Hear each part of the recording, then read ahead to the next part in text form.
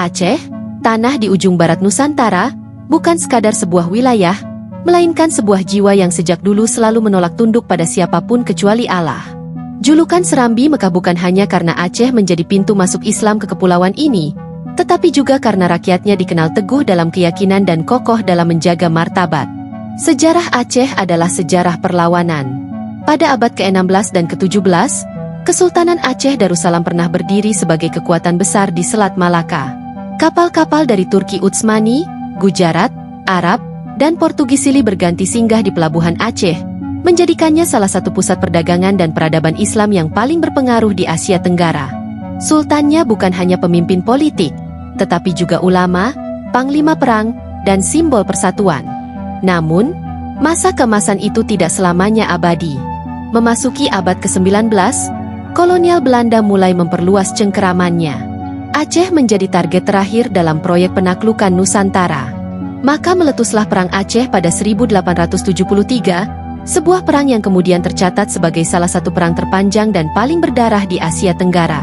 Puluhan ribu nyawa melayang, dari rakyat sipil hingga para syuhada yang berjuang di garis depan.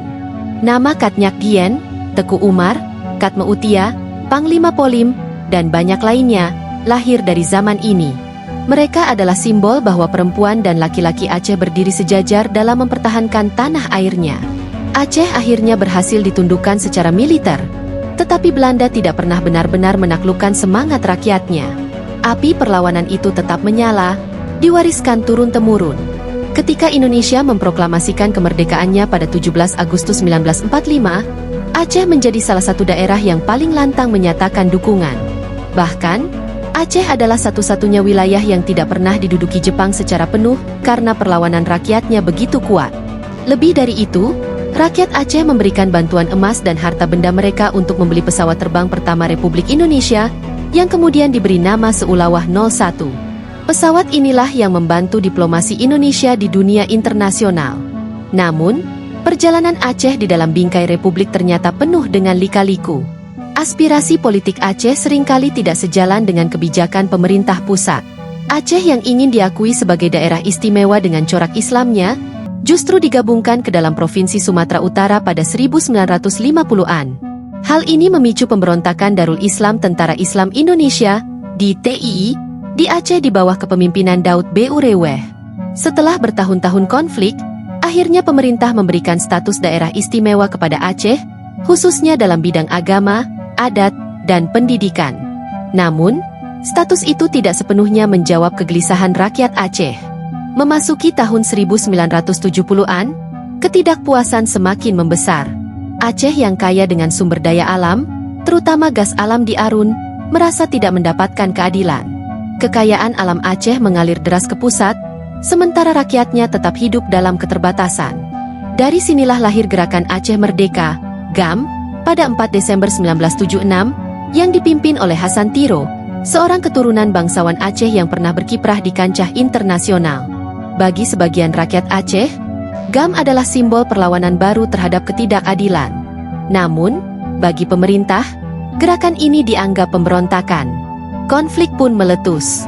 Puluhan tahun lamanya, Aceh kembali diliputi suasana mencekam. Operasi militer besar-besaran digelar di Aceh pada 1990-an, menimbulkan penderitaan rakyat sipil yang luar biasa. Desa-desa terbakar, anak-anak menjadi yatim piatu, dan luka psikologis tertinggal begitu dalam. Tahun-tahun itu, Aceh bagaikan negeri yang terisolasi. Dunia luar hanya mendengar kabar samar tentang konflik, sementara rakyatnya hidup dalam ketakutan. Namun, meski terjepit di tengah konflik bersenjata, doa-doa dari masjid-masjid, zikir di surau-surau, serta semangat pantang menyerah tetap menjadi penopang. Lalu, sebuah peristiwa besar yang tak pernah disangka datang pada 26 Desember 2004. Gempa bumi berkekuatan 9,1 SR di dasar Samudra Hindia melahirkan tsunami dahsyat yang meluluh lantakkan Aceh. Dalam hitungan menit, gelombang raksasa setinggi belasan meter menghantam daratan, menyapu kota, desa, dan kehidupan manusia. Lebih dari 170.000 jiwa di Aceh meninggal dunia. Dunia menatap dengan pilu. Namun, justru dari reruntuhan itulah lahir secercah harapan.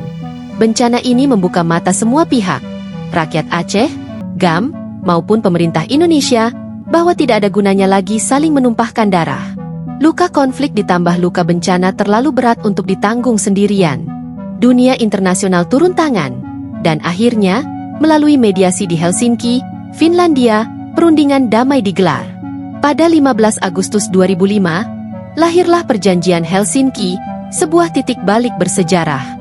GAM sepakat untuk meletakkan senjata, sementara pemerintah Indonesia memberikan otonomi khusus bagi Aceh. Ini bukan sekadar kesepakatan politik, melainkan sebuah jalan damai yang menyelamatkan masa depan generasi berikutnya.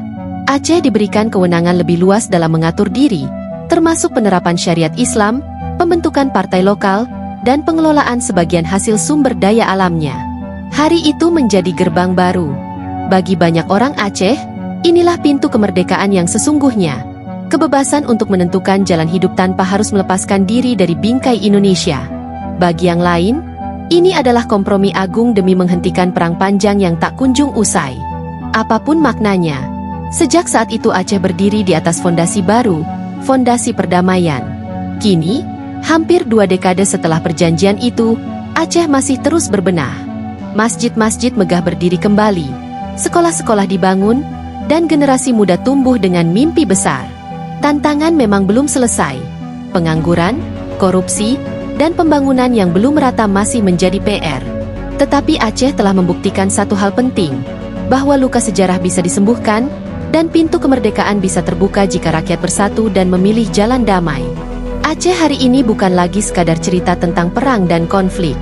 Ia adalah kisah tentang kebangkitan, tentang keberanian untuk berdamai, dan tentang sebuah negeri yang selalu setia menjaga martabatnya. Jalan menuju kemerdekaan memang panjang dan berliku, tetapi Aceh kini telah berada di depan pintunya, siap melangkah, dengan sejarah sebagai guru, dan masa depan sebagai tujuan.